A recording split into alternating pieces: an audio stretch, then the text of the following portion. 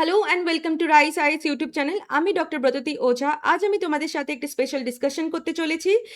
ডিসকাশনটা হচ্ছে all India লেভেলে সাইমুলটেনিয়াস test 1 rice আইস conduct করেছিল 11th of April 2026। সেই টেস্টের যখন কমপ্লিট হয়ে গেল, এখন তার উপর ডিটেলড অ্যানালাইসিস করা হচ্ছে প্রত্যেকটা সাবজেক্ট অনুযায়ী যে কোয়েশ্চেন্সগুলো এসেছে। আজকে আমি তোমাদের সাথে ডিসকাস করতে চলেছি সায়েন্স অ্যান্ড টেকনোলজি তরফ থেকে যে কোয়েশ্চেন্সগুলো এসেছে তার ইলাবোরেট ডিসকাশন করব। আর এই কোয়েশ্চেন্সগুলো তোমরা সকলেই জানো, আমরা দিয়েছি এক্সপেক্টেড টপিক, যেটা তোমরা পেয়ে গেছো প্রত্যেকটা সাবজেক্টের জন্য রাইস আইসের তরফ থেকে। তোমরা যে সাবজেক্টগুলো তোমরা যেটা ইম্পর্টেন্ট এরিয়া তোমাদের মনে হচ্ছে তোমাদের সাবজেক্টের জন্য, সেগুলো অতি অবশ্যই তো তোমরা কভার আপ করছো, কিন্তু তার সাথে শিওর টপিকস যেটা প্রিলিমস ইউপিএসসি 2026কে মাথায় রেখে আমরা তৈরি করেছি, রিসার্চ করেছি 45 ইয়ার্স পিওয়াইকিউ অ্যানালাইসিস করে UPSC CSE civil service examinations, plus আমাদের হচ্ছে CDS NDA CAPF examinations past ইয়ার পেপারগুলো অ্যানালাইসিস করে, প্লাস তার সাথে হচ্ছে 1.5 ইয়ার্সে কারেন্ট অ্যাফেয়ার্সকে ব্যাকআপে রেখে এই টপিক্সগুলোকে ফ্রেম করা হয়েছে প্রত্যেকটা সাবজেক্টের জন্য। অতি অবশ্যই সেই টপিক্সগুলোকে তোমরা রিভাইজ করবে, গো থ্রু করবে। আর তার সাথে আমাদের তরফ থেকে রাইস আইসের তরফ থেকে all India simulated test total 5 conduct করা হচ্ছে।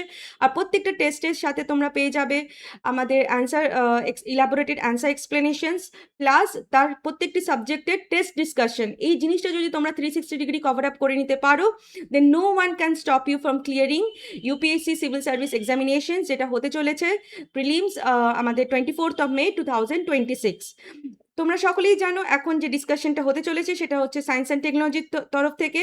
আর এই তোমাদের যে একটা মাথায় যে সবসময় চিন্তা থাকে সায়েন্স অ্যান্ড টেকনোলজিকে আমরা কিভাবে কভার করব, এই রাইট ক্রাইটেরিয়া আমি এখন এই ডিসকাশনের মাধ্যমে বলতে চলেছি।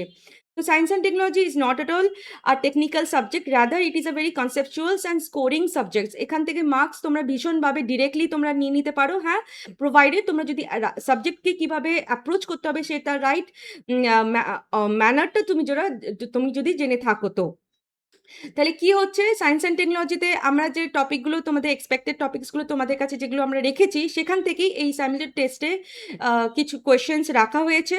প্রথমেই আমরা দেখে নিচ্ছি 29 কোয়েশ্চেন্স, যেটা আমরা পেয়ে যাচ্ছি আমাদের সাইমুলেটেড টেস্ট 1 ফাইলে। সেখানে দেখছি CAR T cell therapy, consider the following statements. আর তোমাদের এই ডিসকাশনের মাধ্যমে আমি এটাও বলতে চলেছি যে এলিমিনেশন টেকনিক্সগুলো কীভাবে সায়েন্স অ্যান্ড টেকনোলজিতে এই এলিমিনেশন টেকনিকগুলো অ্যাপ্লাই করবে, প্লাস সায়েন্সের এই কোয়েশ্চেন্সের সাথে তোমাদেরকে এটাও জানাবো যে কোন এরিয়াতে তোমাদেরকে স্ট্রেস দিতে হবে, আর কোন এরিয়া থেকে ইউপিএসসি কোয়েশ্চেন্স ফ্রেম করতে পারে, আর কীরকম টাইপের ফ্রেম করবে এই UPSC civil service prelims examination, যেটা 24th of May কন্ডাক্ট হতে চলেছে। যদি দেখি আমি 29 কোয়েশ্চেন্সে কার-টি সেল থেরাপি, যেটা হচ্ছে আমাদের chimeric antigen receptor T cell therapy বলা হচ্ছে। এখানে 3টে স্টেটমেন্ট দেখতে পাচ্ছি, সেই 3টে স্টেটমেন্টে বলছে একটা হচ্ছে genetic modifications of a patient T cells to target specific cancer antigens. ঠিক আছে, সেকেন্ডটা আমরা দেখে নিচ্ছি primary effective against solid tumours and widely used as first line therapy. And third স্টেটমেন্টে যদি দেখি নেক্সট কার-19, একটা indigenously develop CAR T cell therapy approved in India for B cell cancer. এখানে স্টেটমেন্টগুলো এইভাবে আছে, দেখতে পাচ্ছি only one, only two, all of the three, none. এখান থেকে আমাদেরকে মাথায় রাখতে হবে কার-টি সেল, যদি আমরা এই টপিকটাকে যদি আমরা দেখি, তাহলে কার-টি সেল থেরাপি সম্বন্ধে আমাদেরকে জানতে হবে এটা কী হচ্ছে, কিসের জন্য অ্যাপ্লাই হচ্ছে, আর ইন্ডিজিনিয়াসলি কোনো কিছু ভারতের তরফ থেকে যদি তার মধ্যে ডেভেলপমেন্ট হয়েছে সেটা আমাদেরকে দেখতে হবে। তাহলে যদি আমরা দেখি ফার্স্ট স্টেটমেন্টটা হচ্ছে correct completely. CAR T cell therapy হচ্ছে chimeric antigen receptor T cell therapy হচ্ছে, যেটা একটা পার্সোনালাইজ ইমিউনোথেরাপির জন্য ইউজ করা হচ্ছে। পেশেন্টের নিজস্ব টি সেলকে নিয়ে এসে ইঞ্জিনিয়ার্ড করে ওটাকে আবার পেশেন্টের শরীরে আবার ওটাকে গ্রাফট করা হচ্ছে, মানে আবার ওটাকে নিয়ে যাওয়া হচ্ছে। অ্যান্ড দেন ওইটা যখন রেকগনাইজ করছে অ্যান্ড বাইন্ড করছে টিউমার স্পেসিফিক অ্যান্টিজেন, যেটা হচ্ছে আমাদের CD19 বা BCMA, সেটা লিড তার জন্য কি হচ্ছে, targeted destruction of the cancer cell হচ্ছে। তো এই স্টেটমেন্টটা কারেক্ট, তার পারপাসটা আমরা বুঝতে পেরে গেলাম। সেকেন্ড কি বলছে, primarily effective against solid tumours and widely used as first line therapy. এই জিনিসটার মধ্যে একটা ট্রিকি জিনিস লুকিয়ে আছে, যেখানে বলছে প্রাইমারিলি এফেক্টিভ। প্রাইমারিলি করে দিয়ে জিনিসটাকে একদম পুরোপুরি সিলেক্টিভ করে দিচ্ছে against the solid tumor and at the same time widely আগে আবার করে দিচ্ছে ফার্স্ট লাইন থেরাপি হিসাবে আবার রেখে দিচ্ছে। যদি আমরা দেখি স্টেটমেন্ট 2টা, সেখানে বলছে ইনকারেক্ট কেন, কি কার্টি থেরাপি হচ্ছে ম্যাক্সিমাম সাকসেস পাওয়া গেছে আমাদের ব্লাড ডিসঅর্ডার, যেটা হচ্ছে আমাদের ব্লাড ক্যান্সার ম্যালিগনেন্সি, যেখানে লিউকোমিয়া লিম্ফোমা দেখতে পাওয়া যায়, not against the solid tumor। সলিড টিউমারে কেন হচ্ছে না, তার কারণ হচ্ছে সলিড টিউমারে একটা মাইক্রো এনভায়রনমেন্ট হার্ড সলিড জিনিসটা থাকার জন্য একটা টিউমার মাইক্রো এনভায়রনমেন্ট রেজিস্ট্যান্স দেখতে পাচ্ছি। অ্যান্ড অ্যান্টিজেন হেটেরোজেনিটি, হেটেরোজেনিটি মানে হচ্ছে এখানে ইউনিফর্ম সারফেস মার্কার দেখতে পাচ্ছি না, তার জন্য এটা লিমিটিং করে দিচ্ছে তার এফেক্টিভনেস। তাহলে এই জিনিসটাই হচ্ছে তোমার আসল খেলাটা, যেখানে আমরা বুঝে যাব যেটা নেগেটিভ হচ্ছে। এরপরে আসবে স্টেটমেন্ট 3 কারেক্ট। কি করে বলছে না স্টেটমেন্ট 3 কারেক্ট কেন, কি এটা ইন্ডিজিনিয়াস ডেভেলপমেন্ট, এটাই যে আমি বললাম এটা সম্বন্ধে জানতে হবে যে ভারতের থেকে কোনো ইন্ডিজিনিয়াস ডেভেলপমেন্ট হয়েছে কিনা। নেক্সট কার্ড যদি আমরা দেখি, India's first indigenously develop CAR T cell therapy, যেটা কিনা অ্যাপ্রুভ করেছে central drugs standard control organization CDSCO in 2023। এটা ডেভেলপ করেছিল in collaborations with Immuno Act, Tata memorial hospital and IIT বম্বের সাথে। আর অ্যাট দ্য সেম টাইম এটাও মাথায় রাখবো যে CD19 অ্যান্টিজেন কিন্তু এটা বি সেলের জন্য ইউজ হচ্ছে, such as leukaemia and lymphoma. আর এটার একটা সিগনিফিকেন্ট ফিচার্স হচ্ছে যেটা অ্যাক্সেসিবিলিটি করা হয়েছে ভারতবর্ষে, যেটার জন্যে যেটা লোয়ারিং কস্টটাকে লো ডাউন করা হয়েছে রাদার দ্যান ইম্পোর্টেড যে থেরাপি, সেটা হচ্ছে কিমরিয়া। এর মধ্যে থেকে তোমরা মাথায় রাখবে, তোমাদেরকে স্ট্রেস দিতে হবে এখানে কার্টি সেল থেরাপি সম্বন্ধে জানতে হবে, কার্টি সেল থেরাপি ইন্ডিজিনাস ডেভেলপমেন্টের সম্বন্ধে জানতে হবে। আর কার্টি সেলের সাথে তোমরা এটাও জানবে যে এই জিনিসটা T cell and B cell, T cell and B cell থেকে অলরেডি UPSC প্রিভিয়াস ইয়ারে কোয়েশ্চেন্স রেখেছে। তবু এই যখন এই জিনিসটা রিভাইজ করবে, টি সেলস অ্যান্ড বি সেলসের সম্বন্ধে পড়ে নেবে। টি সেলস হচ্ছে আমাদের লিম্ফোসাইট, যেখানে হচ্ছে আমাদের T cells and B cells use আমাদের শরীর থেকে রিলিজ করে। তা কখন রিলিজ করে, যখন আমাদের শরীরে কোনো বলতে পারো যদি কোনো ফরেন বডি আসছে, তার অ্যাগেনস্ট এটা রিয়াক্ট করছে, বা আমাদের বলতে পারো একটা আর্মি সৈন্য বলতে পারো আমাদের শরীরের জন্য। এরপরে আসবে 30 নম্বর কোয়েশ্চেন্সটা যদি দেখি, এখানে কোয়েশ্চেন্সটা হচ্ছে transposons recently in news consider the following statements. এইসব স্টেটমেন্টের ক্ষেত্রে অলওয়েজ মাথায় রাখবে একটা যে কোনো মোস্টলি এখানে থাকা হয় একটা স্টেটমেন্ট কোনো না কোনো সময় তোমরা পেয়ে যাবে নেগেটিভ। তার জন্য তোমাকে জানতে হবে ট্রান্সপোসন্সটা কাকে বলছে, রিসেন্টলি ইন নিউজের জিনিসটা আর কনসেপ্টটাকে তোমাকে ক্লিয়ার রাখতে হবে। বেসিক জিনিস এখানেই থাকছে যে gene related T cells, B cells, human cells বা প্লান্ট সেলস, প্রোক্যারিওটিক, ইউক্যারিওটিক, এই জিনিসগুলো তোমাদেরকে ক্লিয়ারিটি রাখতে হবে। DNA RNA বেসিক জিনিসটা যদি ক্লিয়ার থাকো, তোমরা কারেন্ট ডেভেলপমেন্টকে খুব ভালোভাবে লিঙ্ক করে নিতে পারবে। সেই জন্য তোমাদেরকে এই টপিক লিস্টেড করে দেওয়া হয়েছে, সেই লিস্টের মধ্যে তোমরা যদি দেখো বেসিক্সগুলোকে রেখে কারেন্ট কনটেক্সটগুলোকেও দেওয়া হয়েছে। ট্রান্সপোসন্স আর মোবাইল জেনেটিক এলিমেন্ট, যেটা কিনা চেঞ্জ করতে পারে, that can change the positions within their genome. Retro transposons replicate করছে through R DNA intermediate and do not require reverse transcriptase. 3 নম্বরটা কি বলছে, increase transposons activity has been link to neurodegenerative diseases like Alzheimer disease. তাহলে আমরা এই যদি এই টপিকটা যদি কভার করি, তাহলে টপিকটা কিভাবে কভার করব, আমরা জানতে হবে হোয়াট ইজ ট্রান্সপোসন্স বা জাম্পিং জিন্স হচ্ছে, এটা রিসেন্টলি নিউজে আছে। এই জিন্সে এর পারপাসটা কি হচ্ছে, কোথায় ইউজ করা হচ্ছে, অ্যান্ড এটা কিভাবে কাজ হচ্ছে, অ্যাকশনসটা কিভাবে হচ্ছে, মেকানিজম অফ অ্যাকশনসটা কি করে হচ্ছে। তাহলেই আমরা যদি বুঝি, তাহলে এখান থেকে আমরা এই স্টেটমেন্টগুলোকে এলিমিনেট করতে পারবো। অ্যান্ড পসিবলি যদি আমরা এলিমিনেট করতে পেরে যাই, তাহলে আমরা জেনে যাব কোন স্টেটমেন্টটা রাইট হচ্ছে আর কোন স্টেটমেন্টটা রং হচ্ছে। এরপরে আসবে যে এলিমিনেশন টেকনিকে যদি দেখি, ফার্স্ট যে স্টেটমেন্টটা বলছে যে ট্রান্সমিশনকে বলা হচ্ছে মোবাইল জেনেটিক এলিমেন্ট, যেটা মানে হচ্ছে জাম্পিং জিন্স, যেটা হচ্ছে mobile genetic that can change the position within the genome. Obviously যখন জাম্পিং জিন বলা হচ্ছে, তখন সেটা বুঝতেই পারছো জেনোমের মধ্যে দিয়ে ওই জিনিসটা করছে। দে ডু নট ট্রান্সফর্ম, মানে পজিশনটা কিন্তু চেঞ্জ করছে না সেল থেকে। এরপরে আসবে কি না, এই জিনিসটা কে ডিসকভার করেছিল, বারবারা ম্যাকক্লিনটক, যেটা কিনা তাকে অ্যাওয়ার্ড করা হয়েছিল নোবেল প্রাইজ 1983-তে। এরপরে আসবে স্টেটমেন্ট 2টা, যেটা আমরা দেখছিলাম। স্টেটমেন্ট 2 এর কাজটা কি, নেট্রো ট্রান্সপোজ রেপ্লিকেট করছে through R DNA intermediate and do not require reverse transcriptase. এই জিনিসটাই হচ্ছে একটা মানে ট্রিকের জিনিস, যেখানে তোমাকে বুঝতে হবে যে ট্রান্সপোশনস DNA ইন্টারমিডিয়েটের মাধ্যমে হচ্ছে না, এটা কমপ্লিটলি RNA ইন্টারমিডিয়েটের মধ্যে হচ্ছে, and do not require reverse transcript, এটা কিন্তু ভুল হচ্ছে। তাহলে এই স্টেটমেন্টে যদি আমরা দেখি, রেট্রো ট্রান্সপোশন যেটা হচ্ছে লাইন 1 এলিমেন্ট, সেটা কিন্তু রেপ্লিকেট করছে RNA ইন্টারমিডিয়েট মাধ্যমে, আর DNA ইন্টারমিডিয়েট এখানে কাজ দিচ্ছে না। আর এনজাইম যেটা হচ্ছে রিভার্স ট্রান্সক্রিপ্টন, যেটা কিনা RNA কে কমপ্লিটলি আবার হেল্প করছে convert back to DNA before insertions into the genome. এরপরে দেখবো স্টেটমেন্ট 3টা, এটাকে কেন কারেক্ট বলা হচ্ছে। হ্যাঁ, এই জিনিসটা অ্যাক্টিভেশন কিন্তু নিউরো ডিজেনারেটিভ ডিজিজের ক্ষেত্রে ইউজ করা হচ্ছে, স্পেশালি অ্যালজাইমার ডিজিজ। আর আগে যদি দেখি এটা কিন্তু আমরা তার ইউজটা আমি অলরেডি দেখতে পাওয়া যাচ্ছে এইচআইভি, আগের এইচআইভি ডিজিজের ক্ষেত্রেও দেখা গেছে। নর্মালি এর অ্যাক্টিভিটি কিন্তু সাপ্রেস বাই এপিজেনেটিক মেকানিজম, আর এজেড বা ডিজিজ ব্রেনের ক্ষেত্রে এই জিনিসটা হচ্ছে যেখানে নিউরাল ড্যামেজ হচ্ছে। আর এই particularly harmful because neurons non dividing cells হচ্ছে and cannot easily repair such damage. এই লাইন্সগুলোকে ক্ল্যারিটি রেখো। এরপরে দেখে নেবো কিছু ফ্যাক্টস এখানে দেওয়া হয়েছে, যেখানে দেখছি এক্সপেরিমেন্টাল স্টাডিজ, সেটা বলছি যেমন শো করছে কিছু ড্রাগস যেমন হচ্ছে রিভার্স ট্রান্সক্রিপ্টেজ ইনহিবিটার্স, যেমন হচ্ছে 3TC, যেটা ব্লক করতে পারছে রেট্রোট্রান্সপোর্শন অ্যাক্টিভিটিসকে, যেটা কিন্তু রিডিউস নিউরাল ড্যামেজ মার্কার্স হিসাবে ইউজ করছে, আর নিউরো ফিলামেন্ট লাইট হিসাবে। এটা সাপোর্ট করছে নতুন হাইপোথেসিস যেখানে বলছে কিনা ডিজিজেস লাইক অ্যালজাইমার্স ইনভলভ করছে not just the protein aggregations কোনগুলো, যেমন অ্যামাইলয়েড টাউ, এই নতুন টার্মসগুলো মাথায় রেখো, but also at the same time genomic instability, যেটা কিনা ট্রান্সপোর্শন রিঅ্যাক্টিভেশনের জন্য হেল্প হচ্ছে। এরপরে চলে আসো নেক্সট কোয়েশ্চেন, যেটা হচ্ছে ভিটামিনস থেকে। এটা কিন্তু কনসেপচুয়াল কোয়েশ্চেন্স হচ্ছে, vitamins and the associated deficiency disease. UPSC আগেও এই ধরনের কোয়েশ্চেন্স করে রেখেছে। যদি আমরা দেখি ভিটামিন এ, নাইট ব্লাইন্ডনেস, তার জিনিসটা তোমরা বুঝতে পারছো, এটা অবভিয়াসলি কারেক্ট হচ্ছে, এটা রেটিনল।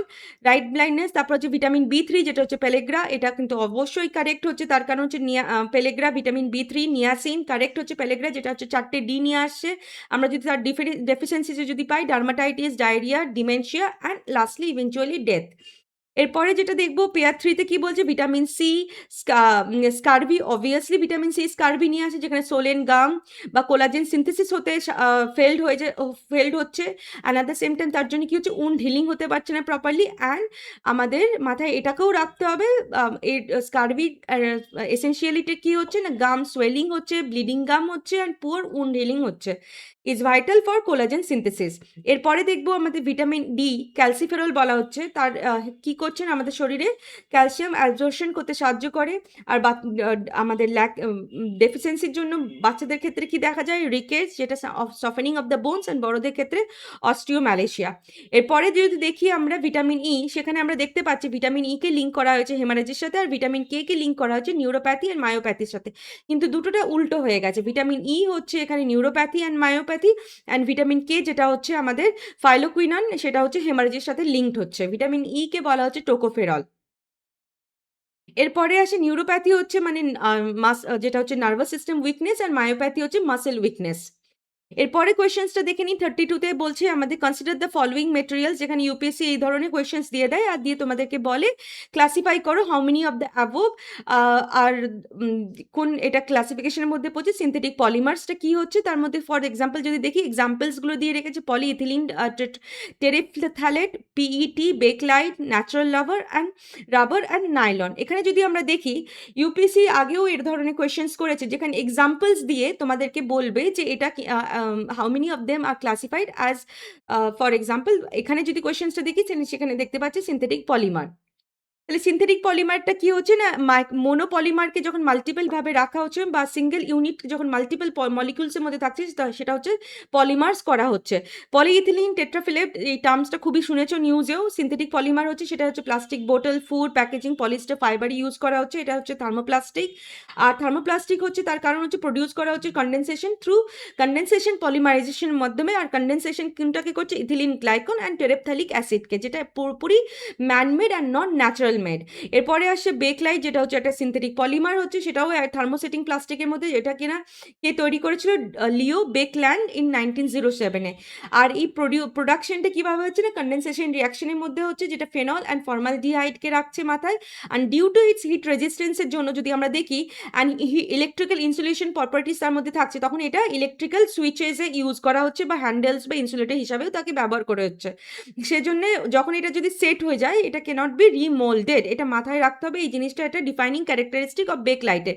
এরপরে আসবে ন্যাচারাল রাবার। কি হচ্ছে natural rubber, is not a synthetic polymer, এটা হচ্ছে ন্যাচারালি অকারিং পলিমার হচ্ছে, যেটা কিনা ল্যাটেক্স অফ হিবিয়া ব্রাসিলিয়েন্সিস ট্রিজের থেকে নেওয়া হয়েছে। এটা কম্পোজ অফ সোপ্রিন ইউনিটস, এটা ভ্যালকানাইজড, এটাকে ভ্যালকানাইজড করা যেতে পারে। ভ্যালকানাইজড মানে হচ্ছে সালফারাইজড সালফার ট্রিটমেন্ট, যাতে এর প্রপার্টিটা ইমপ্রুভড হয়, বাট এটা হচ্ছে natural and not synthetic. This makes it distinct from the synthetic polymer, যেটা বা সিনথেটিক রাবার, যেটা হচ্ছে নিওপ্রিন বা বুনা এস। এরপরে আসবে নাইলনটা, জেনে নাও নাইলন কি বলছে। সিনথেটিক পলিমার বা স্পেশালি পলিঅ্যামাইড, যেটা ফার্স্ট কে ডেভেলপ করেছে ডিউপন 1935-এ। এই জন্য মাথায় রাখতে হবে যে আমরা এখান থেকে যে কোয়েশ্চেন্সটা আইডেন্টিফাই করা হলো, এই আইডেন্টিফাইয়ের মধ্যে থাকছে আমাদের টোটাল সিনথেটিক পলিমারের মধ্যে থাকছে polyethylene, terephthalate, PET, Bakelite and nylon. Natural rubber obviously is a natural polymer, হচ্ছে নট আ সিনথেটিক পলিমার। এরপরে চলে আসো 33 নম্বরের কোয়েশ্চেন্সটা। সেখানে দেখতে পাচ্ছি অর্গান অন চিপের উপরে কোয়েশ্চেন এসেছে। সেটা হচ্ছে অর্গান অন চিপকে আইডেন্টিফাই করতে বলেছে, কোনটা মানে কোন টেকনোলজিকে বা প্রাইমারি অবজেক্টিভ কি হচ্ছে অর্গান অন চিপের টেকনোলজি। যদি আমরা দেখি organ on chip technology, first অপশনটা ল্যাব অন চিপ ডিভাইস, যেটা ইউজ করছে microfluidic channels to mimic organ level functions, 1 নম্বর। সেকেন্ড যদি দেখি magnetic resonance imaging best platform non invasive imaging. আর তারপরেটা যদি দেখি 3D প্রিন্টেড সিনথেটিক অর্গান, যেটা ইউজ করা হচ্ছে ট্রান্সপ্লান্ট সার্জারির জন্য। এরপরটা যদি দেখি বায়ো ইমেজিং ডাই, যেটা real time visualisation of organ specific এনজাইমের জন্য। যদি এই 4টে অপশনস থেকে দেখি, যদি তোমাদের যদি মনে হয় তোমরা এখান থেকেই মানে জিনিসটাকে এলিমিনেট করতে পারবে যখন অর্গান অন চিপ কথাটা আসছে। তো অর্গান অন চিপ যখন আসছে তখন এই ফার্স্ট পয়েন্টটা ক্লিয়ার হয়ে যাচ্ছে। তাহলে কি বলছে এক্সপ্লেনেশনের মধ্যে দিয়ে, অর্গান অন চিপ যে টেকনোলজি সেটা হচ্ছে একটা মাইক্রো ইঞ্জিনিয়ার চিপ, যেটা এমবেড করা হচ্ছে মাইক্রোফ্লুইডিক চ্যানেলসে, আর তার মধ্যে লিভিং হিউম্যান সেলস থাকছে, যেটা মিমিক করছে structure, micro environment and functions of specific organs like liver, kidney, brain or gut etc. এই মাইক্রোফ্লুইডিক প্ল্যাটফর্ম রিক্রিয়েট করছে একটা কি ফিজিওলজিক্যাল কিউজ, যেটা হচ্ছে ফ্লুইড ফ্লো বা যেটা বডি যে respirations, mechanical stress, biochemical gradients, and making it more realistic than the conventionals or বা পেট্রোইডিস সেল কালচার বলতে পারো, যেখানে যে লিভিং সেলসকে অ্যারেঞ্জ করা হচ্ছে এমনভাবে যেটাকে রিজেম্বল করতে পারে হিউম্যান টিস্যু আর্কিটেকচারকে। সেই জন্য organ on chip device simulate করতে পারে organ level response to drugs, toxins or diseases, যে সেই জন্য এটাকে অফেন ডেসক্রাইবও করা হয় mini organs on a chip. তাহলে এইটাই হচ্ছে রাইট অপশনস, আর বাকিগুলো নয়। যেখানে বলা হয়েছে it's not an imaging technique that MRI, it is a tissue engineering microfluid perform. Second যদিও দেখি এই অপশনটাও ইনকারেক্ট, যেখানে বলছে does not produce implantable synthetic organs for transplantations. এরপরে লাস্টের অপশনটাও ইনকারেক্ট হচ্ছে, যেটা কিনা এটা নয়, একটা বায়ো ইমেজিং ডায়োজও নয় হচ্ছে। নেক্সট এরপরে দেখে নেবো 57 কোয়েশ্চেন্সটা, যেটা হচ্ছে ঘোস্ট পার্টিকেল। অফেন তোমরা খুবই নিউজে শুনছো ghost particles is actually related to which, এর মধ্যে তোমাকে আইডেন্টিফাই করতে হয়। তার মধ্যে যদি প্রথম অপশনসটা যদি দেখি নিউট্রিনো, যেটা কিনা electrically neutral weekly interacting particles that can pass through matter and almost undisturbed. এরপরে দেখবো dark matter, photons and anti matters. এই মধ্যে থেকে তোমাকে আইডেন্টিফাই করতে হবে। নাম দেখি তোমরা বুঝতে পেরে যাচ্ছ এখানে তোমাদের concept is very much important, and এটা ভীষণ নিউজে আছে। আর এখান থেকে ইউপিএসসি কিন্তু অনেক ধরনের পার্টিকেল ফিজিক্সেরও কোয়েশ্চেন্স নিয়ে আসতে পারে। বিগ ব্যাং থিওরি যদি আমরা সেরকম ধরনের কোয়েশ্চেন যদি আমরা এক্সপেক্ট করে গিয়ে থাকি, অলরেডি কোয়েশ্চেন্স কিন্তু ইউপিএসসি নিউট্রিনো থেকে করে নিয়েছে। কীরকম, যেখানে হচ্ছে আইস কিউব নিউট্রিনো ডিটেক্টর, যেটা হচ্ছে অ্যান্টার্কটিকাতে আছে, যেটা এর ধরনের কোয়েশ্চেন্স অলরেডি প্রিভিয়াস ইয়ারে করেছে ইউপিএসসি। তাহলে আমরা যদি দেখি ঘোস্ট পার্টিকেলস কিন্তু অপশন 1-এর জন্যই ক্লিয়ার হচ্ছে, যেটা হচ্ছে নিকনেম করা হচ্ছে নিউট্রিনো। নিউট্রিনোর সম্বন্ধে যদি আমরা দেখি তাহলে আমাদেরকে এখানে ক্যারেক্টারিস্টিক পড়তে হবে, আর ক্যারেক্টারিস্টিকের মধ্যে জানতে হবে এটা ফিচার্সগুলো কি কি হচ্ছে, কেন এই নিউট্রিনো মানে weekly interacting sub atomic particles হচ্ছে, নিউক্লিয়ার রিয়াকশনস, আর কেন এটাকে ঘোস্ট পার্টিকেলস হিসাবেও বলা হচ্ছে। তার কারণ হচ্ছে এটা সব কিছুর মধ্যে দিয়ে পাস করে যায় without even you will know that. And at the same time weak nuclear force and weak গ্র্যাভিটির সাথে রিয়াক্ট করছে বলে এখানে they can pass through vast amount of matter, যেটা এখনই আমি জানালাম তোমাদেরকে, even through entire planets without being absorb, which is why they are called ghost. And সেকেন্ডটা হচ্ছে ইনকারেক্ট, ইনফ্যাক্ট থার্ড অপশনও ইনকারেক্ট, ফোর্থ অপশনও ইনকারেক্ট। তার কারণ হচ্ছে অ্যান্টি ম্যাটার, যেটা হচ্ছে পজিট্রনস বা অ্যান্টিপ্রোটন, যদি ফোর্থ অপশনে যদি দেখি সেটা কিন্তু completely distinct from the neutrino. সেখানে এটা কিন্তু যখন অ্যান্টি ম্যাটার আর ম্যাটার যখন রিয়াক্ট করছে তখন এরা কিন্তু একে অপরকে অ্যানিহিলেট করছে টু প্রডিউস গামা রেজ, তারপর it is not generally called ghost particles. আর সেকেন্ড অপশনে কি বলেছিল, neutrino dark matter is a mysterious and elusive and it is exactly not what is called ghost particle. Dark matter একটা hypothetical form of matter, যেটা কিনা gravitational effect দিয়ে তৈরি হচ্ছে, not a direct detectable particle, বা যেটার weak interactions profile নেই as like নিউট্রিনোর মতন। আর সি এর অপশনটা ছিল ফোটনস, যেটা কিনা আমরা লাইটের সাথে রিলেট করতে পারি। ফোটনস হচ্ছে quanta of electromagnetic radiations and they are not weakly interacting like neutrons. In fact they are reflected, absorbed or scattered by matter, therefore they do not behave like the ghost. এরপরে দেখে নিই আমরা 58 কোয়েশ্চেন্সটা কি বলছে, যেখানে আমরা এই ধরনের কোয়েশ্চেন্সগুলো খুবই ইম্পর্টেন্ট। তোমরা জানো এখন এই সিচুয়েশনটা কীরকম হচ্ছে, ওয়েস্ট এশিয়ার যে সিচুয়েশনস হয়ে আছে, এখানে মিসাইলস, টেকনোলজি, এই ধরনের কোয়েশ্চেন্স কিন্তু ইউপিএসসি আগেও রেখেছে আর এখনও রাখবে। আর প্লাস মাথায় রাখতে হবে আমাদেরকে, এই কোয়েশ্চেন্সগুলো যদি জানতে হয় তাহলে মাথায় রাখতে হবে কী কী টপিকগুলো নতুন, কী কী আসছে মিসাইলসে, আর তার সাথে তাদের কি ক্যারেক্টারিস্টিক, তারা হাইপারসনিক কিনা, বা এয়ার টু আমাদের এয়ার টু গ্রাউন্ড প্রেসিশন কিনা, বা beyond visual range air to air missile কিনা, বা long range supersonic air missile কিনা, এয়ার টু সারফেস মিসাইল কিনা। তাহলে আমাদের ক্যারেক্টারিস্টিকগুলো খুব ভালোভাবে জানতে হবে, আর তাদের ফিচার্সগুলো আর তাদের ডিফারেন্সেসগুলো। তাহলে এই জিনিসটা যদি জানলে, ক্ল্যারিটি যদি ক্লিয়ার থাকে, এই কোয়েশ্চেন্সগুলো তোমরা অতি অবশ্যই করে নিতে পারবে। ফর এক্সাম্পল যদি আমরা দেখি এই কোয়েশ্চেন্সে, ফার্স্টেই বলছে ওরেসনিক, সেটা একটা hypersonic ballistic missile and origin কোথায় হচ্ছে, রাশিয়া, কারেক্ট। সেকেন্ড হচ্ছে হ্যামার, যদি আমরা দেখি air to ground precision bomb, Ukraine, obviously this is also এখানে কারেক্ট অপশন। এখানে যদি আমরা দেখি জ্যাসাম এর, যেটা হচ্ছে beyond visual range air to air missile, সেটা কিন্তু ইনকারেক্ট অপশনস হচ্ছে। সেখানে যদি আমরা দেখি এটা কিন্তু American made long range conventional air to ground হচ্ছে প্রিসিশন স্ট্যান্ডার্ড ক্রুজ মিসাইল, আর এটা কিন্তু এয়ার টু এয়ার মিসাইল নয়। তাহলে এই জিনিসটা মাথায় রাখতে হবে, এটা কিন্তু জ্যাসমের, যেটা হচ্ছে joint air to surface standard missile, এটা হচ্ছে একটা air to ground precision missile. এরপরে অপশনটা হচ্ছে র্যাম্পেজ মিসাইল, যেটা হচ্ছে ইসরায়েলি ডেভেলপ, সেটা হচ্ছে long range supersonic air to surface missile হচ্ছে, আর এটা কিন্তু ইসরায়েল অ্যারোস্পেস ইন্ডাস্ট্রি থেকে তৈরি হয়েছে। এরপরে আমরা দেখে নিই নেক্সট কোয়েশ্চেন্সটা, চলো দেখে নিই হচ্ছে মেপেম্বা এফেক্ট। এখানে আমরা বুঝতে পারি, এখানেও আমাদেরকে আইডেন্টিফাই করতে হবে যে তিনটে স্টেটমেন্টের মধ্যে which of them are correct. সেখানে যদি আমরা দেখি counter intuitive phenomena where water can freeze faster than colder water, Mpemba effect occurs because water passes through the intermediate molecular states. This phenomenon is an example of an out equilibrium process in a non-equilibrium physics. এখানে যদি দেখি আমাদেরকে ফার্স্টে জানতে হবে Mpemba এফেক্টকে। Mpemba effect is a new discovery and it is recently in news. তার মধ্যে আমরা যদি দেখি মেপেম্বা এফেক্ট কী হচ্ছে, একটা অবজারভেশন যার মধ্যে আমরা দেখি এটা অলরেডি নোটেড করেছিল হিস্টোরিক্যালি অ্যারিস্টটল। তার আইডেন্টিফিকেশনটা কী ছিল, hotter liquid freezes faster than the colder one. তার মানে এই আমরা যদি এই বক্তব্যটা যদি জেনে গিয়ে থাকি তাহলে ফার্স্ট স্টেটমেন্ট কিন্তু কারেক্ট, এটা কিন্তু কনসেপ্ট থেকেই আসছে। সেকেন্ডে যদি আমরা দেখি অপশনসটা কি বলছে, it is occurs because water passes through intermediate molecular states. Second স্টেটমেন্টে কি বলছে না, স্টেটমেন্ট সায়েন্টিস্ট আমাদের Jawaharlal Nehru centre for advance scientific রিসার্চে সুপার কম্পিউটার সাইমুলেশনের মাধ্যমে ওয়াটার এটা দেখাতে পেরেছে, water does not transition to ice directly. তাদেরকে করতে গেলে শর্ট লিভ ইন্টারমিডিয়েট মলিকুলার স্টেটসের মধ্যে দিয়ে যেতে হচ্ছে। তাহলে এই স্টেটমেন্টটা কারেক্ট আমরা বুঝতে পেরে গেলাম। আর থার্ড স্টেটমেন্টে যদি দেখি আমাদের স্টেটমেন্ট 3টাও কারেক্ট হচ্ছে। কীভাবে না, significant example of non equilibrium physics or out of the equilibrium ফেনোমেননে গিয়ে সেটা কি দেখাচ্ছে, যে simple linear view of thermal relaxation, যেটা কিনা প্রুভ করতে চলেছে একটা final state freezing is highly dependent on its initial thermal হিস্ট্রির ওপরে, মানে hotter liquid freezes faster than the colder one. তো এখানে যদি আমরা দেখি তো all of the statements are correct 1, 2, 3। এরপরে কোয়েশ্চেন্সটা আমরা যদি দেখিনি সেটা হচ্ছে 60, সেখানে দেখছি আমরা কোয়েশ্চেন্সটা, it is about the E methanol and this type of questions will come in UPSC. এই কারণে কেন কি তোমরা এখন নিউজে তোমরা রীতিমতোই তোমরা শুনছো এখন green energy, clean energy, renewable এনার্জির উপরে এমফাসিস হচ্ছে। প্লাস এখন এর সাথেও এটাও দেখতে পাচ্ছ এনার্জি ক্রাইসিসেরও একটা ডিমান্ড চলছে। এখানে যদি আমরা দেখি স্টেটমেন্ট 1-এ যদি আমরা দেখি ই মিথানল, সেটা সিনথেসাইজ হচ্ছে ইউজিং গ্রিন হাইড্রোজেন, ক্যাপচার করছে কার্বন ডাইঅক্সাইড অ্যান্ড এনাবল করছে recycling of the emissions. E methanol can be readily handle using existing liquid fuel storage and transport systems with limited modifications. আর 3 নম্বরটা যদি আমরা দেখি, India's methanol economy programme primary focus করছে replacing coal with crude oil in power generation.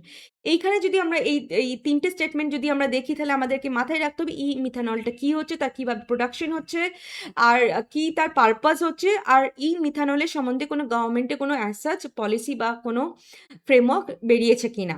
যদি চলো দেখে নিই এই অ্যান্সারের স্টেটমেন্ট অ্যানালাইসিসে কী হচ্ছে। স্টেটমেন্ট 1টা কারেক্ট বলছে কীভাবে না, ই মিথানল বা ইলেকট্রোমিথানল সেটা কিন্তু প্রডিউস হচ্ছে by combining green hydrogen generated by electrolysis using renewable energy.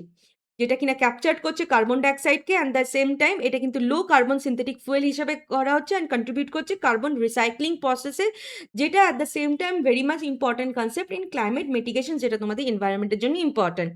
এরপরে আসবে স্টেটমেন্ট টুটা কিন্তু কারেক্ট হতে চলেছে কি জন্যে না, এখানে যদি আমরা দেখি অ্যাডভান্টেজ অফ দ্য কি মিথানলে, সেটা হচ্ছে একটা লিকুইড, এটা কিন্তু একটা লিকুইড অ্যাট অ্যাম্বিয়েন্ট টেম্পারেচারে অ্যান্ড প্রেশারে, আনলাইক হাইড্রোজেন যেটার জন্য ক্রায়োজেনিক টেম্পারেচার আর প্রেশারও লাগছে। And therefore, it is stored and transported and handled using existing fuel infrastructure with minimal changes like সেই ক্ষেত্রে যদি দেখি ট্যাঙ্কস, পাইপলাইন এন্ড শিপিং সিস্টেমের মাধ্যমে ওটা ট্রান্সপোর্টেশন তুমি করতে পারবে, and therefore it is making it particularly suitable for hard to abate sectors like maritime shippings, যেখানে large scale infrastructure overall is very costly. Statement থ্রিটা কারেক্ট, ইনকারেক্ট কেন বলছে? ইনকারেক্ট এই জন্য বলছে কেন কি ইন্ডিয়াস মিথানল ইকোনমি প্রোগ্রাম, যেটা কিন্তু নীতি আয়োগের মাধ্যমে হচ্ছে, does not aim to replace coal with crude oil in power generation.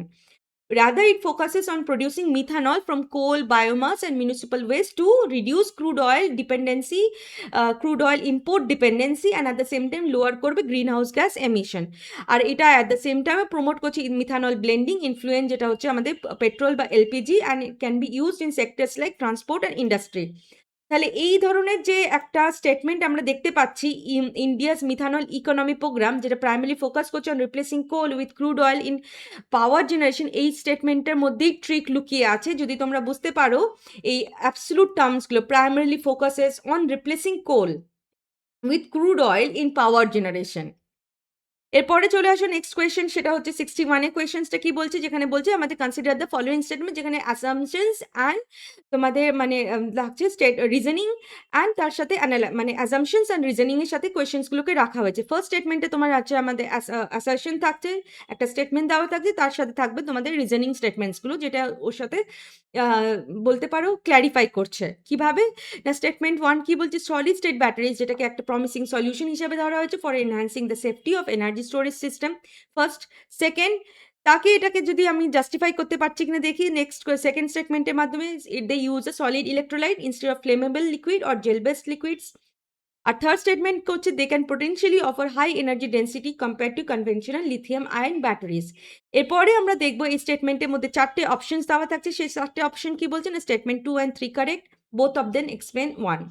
তাহলে এই জিনিসটা যদি আমরা যদি এই কোয়েশ্চেন্সটা যে বেসিক ক্রাইটেরিয়া যদি আমরা জানতে পেরে যাই, তাহলে অবভিয়াসলি এলিমিনেশন টেকনিকটা আমাদের জন্য ইজি হয়ে যাবে। কিভাবে না, I have to know about the solid state batteries, তার পারপাসটা কি হচ্ছে, and at the same time আমাদেরকে এটাও জানতে হবে কনভেনশনাল লিথিয়াম আয়ন ব্যাটারিজটা কি হচ্ছে অ্যান্ড তার ডিফারেন্সেসটা। তাহলে আমরা যদি দেখি স্টেটমেন্ট 1টা তো কারেক্ট হচ্ছে, যেখানে সলিড স্টেট ব্যাটারি ইনডিড একটা কনসিডারিং প্রমিসিং সলিউশন নিয়ে এসে, যেটা ফিউচার এনার্জি স্টোরেজের জন্য, প্রাইমারি বিকজ তারা দুটো বিগেস্ট হার্ডেলকে কারেন্ট ব্যাটারি টেকনোলজিকে অ্যাপ্রোচ করছে কিভাবে না, সেফটি অ্যান্ড পারফরমেন্সের মাধ্যমে। সেকেন্ড স্টেটমেন্টে কি বলছে না, সেটাও কারেক্ট দেখাচ্ছে, যেটা সলিড স্টেট ব্যাটারিজ কনসিডার হচ্ছে promising solution for enhancing safety of the energy storage. আর তার সাথে বলছে কিনা solid electrolyte instead of flammable liquid or gel base electrolyte. Obviously যেখানে আমরা যদি দেখি এই যে সলিড ব্যাটারি, সেটা কিন্তু ইউজ করতে চলেছে solid electrolyte made up of ceramic, glass or polymers, সেটা কিন্তু নন ইনফ্লেমেবল রাদার দ্যান আমাদের জেল বেসড ইলেকট্রোলাইটের থেকে। এরপরের স্টেটমেন্টটা যদি দেখি স্টেটমেন্ট 3টা কারেক্ট হচ্ছে, কি বলছে না, solid state batteries expect to have much higher energy density potentially double that of current batteries, সেজন্য এদেরকে রাখা হচ্ছে for it allows for the use of a lithium metal anode হিসাবে ইউজ করা হচ্ছে ইনস্টিড অফ গ্রাফাইট, যেটা কিনা significantly more energy same অ্যামাউন্টে স্টোর করা হচ্ছে সেম অ্যামাউন্ট স্পেসের মধ্যে। এখান থেকে যদি আমরা দেখি স্টেটমেন্ট 2ই অ্যাকিউরেটলি কিন্তু এক্সপ্লেন করছে স্টেটমেন্ট 1কে, স্টেটমেন্ট 3 কারেক্ট হওয়া সত্ত্বেও কিন্তু এক্সপ্লেন করছে না। তার কারণ হচ্ছে স্টেটমেন্ট 3 যেটা বলছে সেটা হচ্ছে higher energy density major advantage দেখাচ্ছে, not a justification point. Promising solution কিন্তু সেটার কারণটা বোঝাতে পারছে না। এরপরে আসছে নেক্সট কোয়েশ্চেনটা যদি আমরা দেখি 86, সেটা কি বলছে, large language model LLM are capable of reasoning and are used as core engine in advanced AI system. Second, যদি আমরা দেখি agentic AI system can autonomously plan and execute task with minimal human interventions. আর third যদি দেখি generative AI. তাহলে আমাদেরকে এখান থেকে কি জানতে হবে, এখান থেকে আমাদেরকে এলএলএম মডেল সম্বন্ধে জানতে হবে, এজেন্টিক এআই সিস্টেমের সম্বন্ধে জানতে হবে, অ্যান্ড জেনারেটিভ এআই অ্যাপ্লিকেশনসের সম্বন্ধে জানতে হবে, অ্যান্ড তাদের রেসপেক্টিভ ডিফারেন্সেসগুলো। তাহলে এই কোয়েশ্চেন্সটা কি বলছে, কিভাবে আমরা জাস্টিফাই করব? স্টেটমেন্ট 1টা তো কারেক্ট হচ্ছে এই কারণে, তার কারণ হচ্ছে যে এটা capable of reasoning and are used as core engines in advance AI system. আর এলএলএম এর এক্সাম্পলসগুলো কি কি তোমরা সকলেই জানো, যেমন আমরা ইউজ করছি ChatGPT, ক্লাউড এআই বা জেমিনাই বা আমাদের হচ্ছে কোপাইলট, এগুলো কিন্তু লার্জ ল্যাঙ্গুয়েজ মডেলের মধ্যে নিয়ে আসছে। এরা কিন্তু একটা রিজনিং ইঞ্জিন হিসেবে কাজ করছে। তার কিসের মাধ্যমে? অ্যানালাইজ করছে কনটেক্সট, আইডেন্টিফাই করছে pattern, and at the same time generate করছে রেলিভেন্ট আউটপুটস। এটা কিন্তু ব্যাকবোন অফ মেনি অ্যাডভান্স সিস্টেমে ক্রিয়েট করছে, ইনক্লুডিং এজেন্টিক এআই, এনাবল করছে capabilities like decision making, contextual understanding and problem solving. Next স্টেটমেন্টটা যদি আমরা দেখি, স্টেটমেন্ট 2টা কারেক্ট হচ্ছে, যেটা হচ্ছে এজেন্টিক এআই রিপ্রেজেন্ট করছে একটা significant advancement over traditional AI system. তার কারণ হচ্ছে এজেন্টিক এআই কিন্তু গোল সেট করতে পারে, টাস্ক প্ল্যানিং করে, এক্সিকিউট করে, and at the same time minimal human interference এখানে লাগছে না। আর মিনিমাল হিউম্যান ইন্টারফারেন্স এখানে দরকার পড়ছে। আর রিফ্লেক্ট করছে at the same time concept of agency জিনিসটা, যেখানে সিস্টেম ইন্ডিপেন্ডেন্টলি ন্যাভিগেট করছে কমপ্লেক্স অ্যান্ড ডাইনামিক এনভায়রনমেন্টকে with the cycle of perception, reasoning, planning, actions and reflections.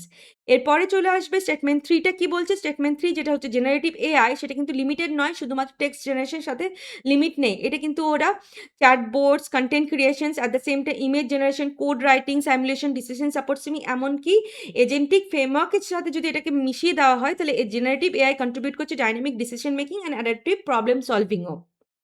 তাহলে এখান থেকে আমরা বুঝতে পেরে গেলাম, তাহলে জেনারেটিভ এআই অ্যাপ্লিকেশনসই একমাত্র এই পয়েন্টটা হচ্ছে it is not correct. Next আসবে স্মল মডিউলার রিঅ্যাক্টর, যেটা হচ্ছে খুবই ইম্পর্টেন্ট এই টপিকটা থেকে আমরা জেনে নেব যে কি what is small modular reactor. আর তার সাথে আমরা জানবো স্মল মডিউলার রিঅ্যাক্টর, তার সাথে আমরা জানবো শান্তি অ্যাক্টের সাথে রেলিভেন্টটা কি, এটা খুবই ইম্পর্টেন্ট। আর এখন রিসেন্টলি এই ধরনের কোয়েশ্চেন্স করতে চলেছে, তার কারণে অলরেডি ইউপিএসসি আমাদের কোয়েশ্চেন্স করে নিয়েছে প্রোটোটাইপ ফার্স্ট ব্রিডার রিঅ্যাক্টর থেকে। যদি দেখি স্মল মডিউলার রিঅ্যাক্টর ইনস্টল করছে ডিকমিশন থার্মাল পাওয়ার প্ল্যান্টস আর integrated into a hybrid energy system with renewables, 1 নম্বর। সেকেন্ড যদি দেখি, unlike conventional nuclear plants, SMR require refueling every 3 to 7 years and use করছে low enriched uranium as foil। তাহলে আমরা যদি দেখি এই দুটো স্টেটমেন্ট দুটোই হচ্ছে কারেক্ট। তার কারণ আমাদের SMR স্মল মডিউলার রিঅ্যাক্টর একটা ব্রাউনফিল্ড প্রজেক্ট হচ্ছে, যেটা কিনা ডিকমিশন করা হয়েছে থার্মাল পাওয়ার প্ল্যান্টে or existing grid eliminating fresh land acquisition needs, যেখানে ইন্ডিয়ান পাবলিক সেক্টর আন্ডারটেকিংস যেমন হচ্ছে এনটিপিসি বা বেলস, এরা কিন্তু এক্সপ্লোর করছে এই মডেলটাকে। এই এবিলিটি কিন্তু কমপ্লিমেন্ট করতে চলেছে সোলার অ্যান্ড উইন্ডকে as a part of hybrid energy ecosystem, আর at the same time enhance করবে grid stability and base load reliability. আর এটা কিন্তু একটা ক্রিটিক্যাল টার্গেট ক্রিয়েট করতে চলেছে, কার্বন নিউট্রালিটি টার্গেট, যেটা আমরা এনডিসি বলতে পারো, by 2017। At the same time second পয়েন্টটাও কারেক্ট হচ্ছে, কেন কি কনভেনশনাল নিউক্লিয়ার প্ল্যান্ট রিকোয়ার করছে রিফুয়েলিং প্রত্যেকটা 1 থেকে 2 বছর, সেখানে আমাদের এসএমআর কিন্তু রিফুয়েল করছে 3 থেকে 7 বছর।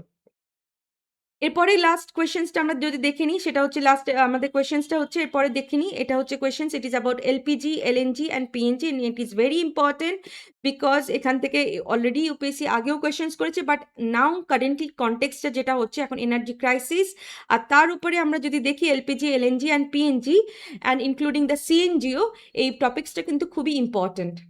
কারেন্ট অ্যাফেয়ারও ভার্সলি কভার আপ করা হয়েছে। তো কি বলছে, LPG is a heavier than, এদের ক্যারেক্টারিস্টিকগুলো আমাদের খুব ইম্পর্টেন্টলি জানা উচিত, ফিচার্সগুলো, তবেই আমরা আইডেন্টিফাই করতে পারবো which is right and which is wrong. আর এখানে কি দেওয়া হয়েছে কোয়েশ্চেন্সে, statement 1, statement 2, statement 3, assertion and reasoning এর মাধ্যমে এই কোয়েশ্চেন্সটাকে রাখা হয়েছে। তাহলে আমরা যদি দেখি ফার্স্ট স্টেটমেন্টটা, যেখানে বলছে LPG heavier than air and tend to accumulate near ground, posing a higher risk of fire or explosion during leakage. Second স্টেটমেন্টে যদি দেখি যে এলএনজি রিকোয়ার করছে একটা cooling below 160 degree and must be stored in specialized cryogenic tanks, making its handling more complex than LPG. এরপরে যদি আমরা দেখি স্টেটমেন্ট 3টা, PNG is consider safer than LPG because natural gas is lighter than air and disperses quickly in case of leaks. তাহলে আমরা যদি দেখি first স্টেটমেন্টটা obviously correct, তোমরা সকলেই জানো is a mixture of primary propane and butane and it is actually heavier than air. এরপরে second স্টেটমেন্টটা কি বলছে, সেকেন্ড স্টেটমেন্টটা হচ্ছে is correct but it does not explain one because liquefied natural gas, যেটা হচ্ছে মিথেন প্রাইমারি, সেটা তার এক্সট্রিমলি কুলিং হচ্ছে below -160 degree Celsius for liquefaction and must be stored in a specialized cryogenic tanks. এটাকে সেজন্য LNG handling energy sensitive and complex করে নিচ্ছে। However এই প্রপার্টিটা is relevant to LNG storage and transportation characteristics, not to LPG's fire hazard behaviour, যেটা কিনা statement 1 explain করছে। তাহলে এটা কিন্তু কারেক্ট হলো, প্রপার জাস্টিফিকেশন আমরা কিন্তু এটার মধ্যে পাচ্ছি না স্টেটমেন্ট 2 এর মধ্যে। আর স্টেটমেন্ট 3 কি বলছে, যেটা আমাদের পিএনজি কে বলছে যে পাইপ ন্যাচারাল গ্যাস যেটা ডিরাইভ করছে এলএনজি থেকে, primarily methane but lighter than air হচ্ছে, in contrast LPG heavier than air হচ্ছে, কেন কি এখানে দুটো মিশ্রিত হচ্ছে, propane and butane mostly, and heavy and accumulates করছে ডেঞ্জারাসলি। এটা কিন্তু direct physical contrast between LPG and PNG গ্যাসের মধ্যে একটা বলতে পারো একটা ডাইরেক্ট ফিজিক্যাল ডিফারেন্সেস দেখতে পাচ্ছি, যেখানে বোঝাচ্ছে LPG poses a greater fire and explosion risk. এরপরে কোয়েশ্চেন্সটা দেখে নিই, সেটা হচ্ছে 89 এর। সেই কোয়েশ্চেন্সটা হচ্ছে it is about di ethylene glycol, একটা মেডিসিনাল সিরাপ যেটা কিন্তু lead to severe health hazards, first statement. Second স্টেটমেন্টে যদি দেখি, আমাদের di ethylene glycol is a toxic compound that can cause acute kidney injury and metabolic complications when ingested. And statement 3 কি বলছে, di ethylene glycol যেটা widely approved and safely used as an active ingredients in the pharmaceutical formulation. এই কোয়েশ্চেন্সটা কিন্তু খুবই important, এই কারণে এই রিসেন্টলি এইটা তোমরা নিশ্চয়ই জানো, এখান থেকে একটা মানে এটা ব্যান করে দেওয়া হয়েছে ডাইইথিলিন গ্লাইকল। এর প্রপার্টিতে তোমাদেরকে জানতে হবে, এটা টক্সিক একটা প্রোডাক্ট হচ্ছে, মেডিসিনাল সিরাপে বলতে ফ্রডুলেন্ট ভাবে ইউজ করা হয়েছে। তার প্রপার্টি যদি তোমরা যদি জানো, এটা এলিমিনেশন করতে তোমাদের সাহায্য হবে। তাই এর অ্যান্সার কি হচ্ছে, সি, যেটা হচ্ছে only one of the statement 2 and 3 is correct and that explain statement 1। চলুন দেখে নিই অ্যান্সার এক্সপ্লেনেশনটা কি বলছে। স্টেটমেন্ট 1 এ বলছে এটা একটা মেডিসিনাল সিরাপে ইউজ করা হয়েছে, যেটা কিনা পাবলিক হেলথ থ্রেট হিসাবে দেখা যাচ্ছে। সেকেন্ড স্টেটমেন্টে কি বলছে, যে ডাইইথিলিন গ্লাইকল একটা highly toxic colourless and odourless liquid, যেটা যদি আমরা যদি ইনজেস্টেড করি, তারা কিন্তু আমাদের শরীরে মেটাবলিক অ্যাসিডোসিস ক্রিয়েট করছে, and at the same time acute kidney ইঞ্জুরিও হচ্ছে। আর এটা further it can lead to neurological damage and multi organ failure. And the last statement that is হচ্ছে স্টেটমেন্ট 3, সেটা কি বলছে, যেটা কিনা ডাই ইথিলিন গ্লাইকলকে ওয়াইডলি অ্যাপ্রুভড। এই যে টার্মসটা ওয়াইডলি অ্যাপ্রুভড, যদি তোমরা এই জিনিসটাই যদি জানো, তাহলে এখানে এই তোমরা এই ট্রিকটাও বুঝতে পেরে যাবে। এটা অ্যাবসলুট টার্মস ইউজ করা হয়েছে, and safely used as an active ingredient in the pharmaceutical formulation. একদমই না, এটা স্টেটমেন্টটা ইনকারেক্ট হচ্ছে। Diethyl is never approved as an active ingredient, এটা or an excipient in the pharmaceutical formulation। এটা কিন্তু একটা ইন্ডাস্ট্রিয়াল সলভেন্ট হচ্ছে, যেটা অ্যান্টি ফ্রিজ হিসাবে দেখা যাচ্ছে বা ব্রেক ফ্লুইড বা ডাইজের ক্ষেত্রে। আর সেক্ষেত্রে যদি আমরা যদি এটা ফার্মাসিউটিক্যাল ইউটিলাইজেশন হচ্ছে, তাহলে সেটা পয়জনিং হচ্ছে। তোমরা দেখলে হিউম্যান বডিতে অ্যাকিউট কিডনি ইনজুরি বা নিউরোলজিক্যাল ড্যামেজেস দেখতে পাওয়া যাচ্ছে। আর এর ইউজটা ইললিগাল অ্যান্ড ইটস ইললিগাল হচ্ছে, and cheaper substitute for safe solvents like glyceryl, যেটাকে গ্লিসারল বলা হচ্ছে, অ্যান্ড প্রোপিলিন গ্লাইকলের ক্ষেত্রে, যেটা সলভেন্ট হিসাবে ইউজ করা হয় আমাদের সিরাপের ক্ষেত্রে। তাহলে আমরা আজকে ডিসকাশনটা এখানেই সমাপ্ত করতে চলেছি। তোমরা যদি এই ডিসকাশনের সাথে কমপ্লিটলি যদি যেটা তোমাদের এক্সপেক্টেড টপিকস যেটা দেওয়া হয়েছে, প্লাস সাইমুলেটেড টেস্ট, টোটাল 5 টেস্ট আমরা রাইস আইএস কন্ডাক্ট করতে চলেছে। আর তার মধ্যে থেকে অলরেডি ফার্স্ট টেস্ট কন্ডাক্ট হয়ে গেছে। তার test solution, discussions and expected topic যদি থরলি তোমরা কভার আপ করে নাও, তোমাদের প্রিলিমস শিওর শর্টলি এবছরে ক্লিয়ার হয়ে যাবে। Thank you, all the best.